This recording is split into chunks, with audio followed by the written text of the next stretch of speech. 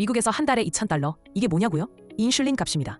그런데 트럼프가 약값을 80%나 깎겠다고 선언했습니다. 행정명령으로 밀어붙이겠답니다.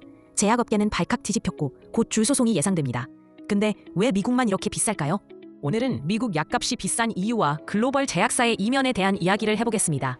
미국은 전 세계에서 약값이 가장 비싼 나라입니다. 특히 당뇨병 환자가 쓰는 인슐린은 캐나다에선 한 달 $35지만 미국에선 $600가 넘는 경우도 있습니다. 왜 이런 차이가 생겼을까요? 가장 큰 이유는 미국 정부가 약값 협상을 할 수 없는 구조 때문입니다.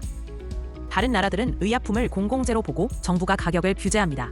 하지만 미국은 안정성만 입증되면 제약사들이 가격을 마음대로 책정할 수 있습니다. 이때 가격을 사실상 결정하는 게 PBM이라는 민간 기구입니다. PBM은 보험사와 제약사 사이에서 약값을 조정하고 어떤 약을 우선 처방할지도 정합니다. 제약사들은 자사약이 목록 상단에 오르도록 PBM에 높은 리베이트를 줍니다. 그 결과 약값은 인위적으로 오르고 보험료도 함께 오릅니다. 제약사, 보험사, PBM은 모두 이익을 보지만 부담은 결국 국민이 떠안게 됩니다.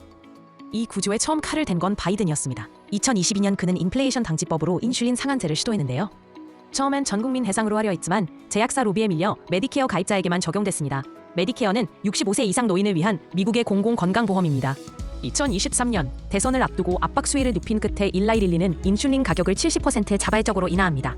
그리고 2026년부터는 메디케어에 한해 정부가 직접 약값을 협상할 수 있는 권한도 생깁니다. 주요 특허 신약들도 협상 대상이 되면서 약값이 최대 60%까지 인하되고 특허 기간도 줄어들 전망입니다. 이제 트럼프가 한 발 더 나섭니다. 그는 2025년 5월 처방약 가격을 최대 80% 인하하는 행정명령에 서명하겠다고 밝혔습니다. 트럼프는 제약사들이 연구개발 비용을 핑계 삼지만 실제로는 미국에만 비싸게 팔아왔다고 주장합니다. 더 이상 미국 국민이 호구가 되지 않게 하겠다며 강한 의지를 드러냈습니다. 물론 글로벌 제약사들은 반발하고 있습니다.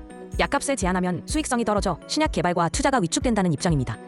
실제로 미국은 전 세계 제약사들이 가장 먼저 신약을 출시하고 수익을 내는 핵심 시장이었습니다. 정부가 개입하지 않았기에 미국 시장을 겨냥한 투자와 개발이 활발했던 거죠.